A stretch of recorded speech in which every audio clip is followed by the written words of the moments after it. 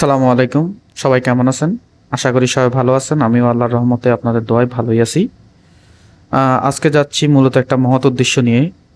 রক্ত দিতে যাচ্ছি ধানমন্ডি শঙ্কর ইবনে সিনা।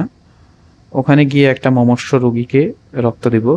যদিও একটু আগে ফোনটা এসেছিল, আমি 5টার দিকে অফিস থেকে বের হয়ে গেছি।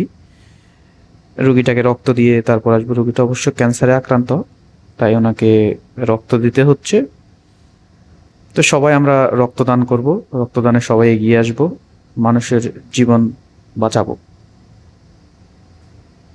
তো আজকে যাচ্ছি রক্ত দিতে।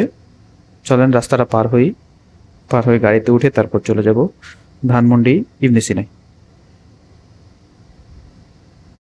শাহবাগে জ্যাম থাকার কারণে আমি নিউ মার্কেট হয়ে আসলাম, ধানমন্ডি শঙ্কর ইবনে সিনাতে চলে আসলাম। মূল ফটক দিয়ে আমি ভিতরে ঢুকবো।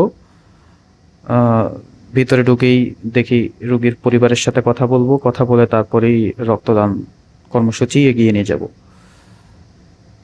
তো কিছু নির্দিষ্ট কারণে আসলে ওনাদের ভিতরে ভিডিও করতে দেওয়া হয়নি, তাই বিদায় রক্তদান কিভাবে দেওয়া হয় আসলে ওইভাবে ভিডিও করতে পারিনি।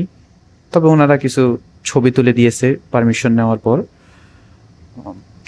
ছবিগুলো আপনাদেরকে দেখাচ্ছি যে ওনারা আমাদেরকে এভাবেই ট্রিট করছে। তো রক্ত 450 ml ওনারা নিয়েছে আমার শরীর থেকে।